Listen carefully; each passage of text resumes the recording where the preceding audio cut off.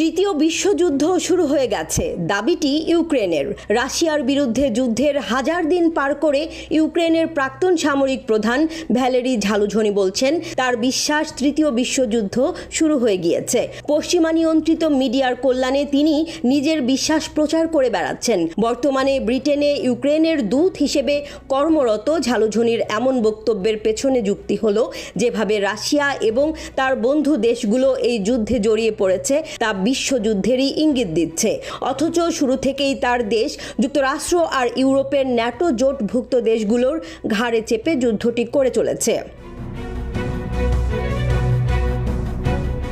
রাশিয়ার কুরস্ক অঞ্চলে উত্তর কোরিয়ার 10,000 সেনা মোতায়েন করা হয়েছে। ওই সৈন্যরা ইউক্রেনে যুদ্ধ করতে এসেছে, এটাই জোর গলায় প্রচার করছেন ঝালুঝনি। ইরানকেও এর মধ্যে জড়িয়ে বক্তব্য দিয়েছেন তিনি। ইউক্রেনে ইরানি শাহিদিরা নাকি সেখানকার সাধারণ মানুষকে প্রকাশ্যে হত্যা করছে।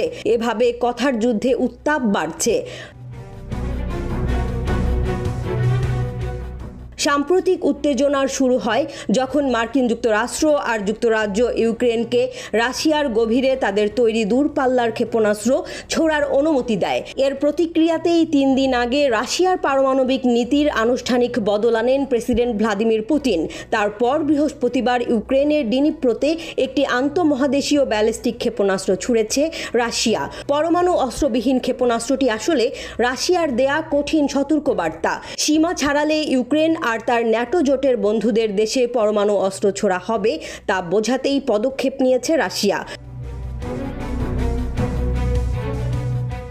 শুরু থেকেই ন্যাটো জোটভুক্ত দেশগুলোর দেয়া বিপুল পরিমাণ সমরাস্ত্র দিয়ে রাশিয়ার বিরুদ্ধে যুদ্ধ করতে থাকা ইউক্রেনের প্রেসিডেন্ট ভলোদিমির জেলেনস্কি রাশিয়ার ও হাইপারসনিক ব্যালিস্টিক ক্ষেপণাস্ত্র ছোড়ার ঘটনায় সরব। সেই আক্রমণকে যুদ্ধের মাত্রা এবং বর্বরতা বৃদ্ধির স্পষ্ট নিদর্শন বলছেন তিনি। ইরানি ড্রোন এবং অন্যান্য উন্নত অস্ত্র ব্যবহার করে ইউক্রেনের বিরুদ্ধে রাশিয়া আক্রমণ চালাচ্ছে, এমনটাও বলা হচ্ছে অনেক আগ থেকে। অস্ত্র পাঠিয়ে এই সংঘাতে চীনও সরাসরি জড়িয়েছে দাবি ঝালুঝনির।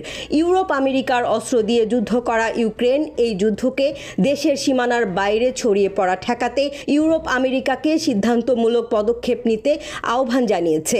এমন বক্তব্য দিয়ে ঝালুঝনি আরও বলেছেন ইউক্রেনের ভূখণ্ডে এখনই যুদ্ধ থামানো সম্ভব, কিন্তু কিছু কারণে অংশীদাররা এটি বুঝতে চায় না জানিয়ে ঝালুঝনি বলেছেন স্পষ্টতই ইউক্রেনের অনেক শত্রু রয়েছে।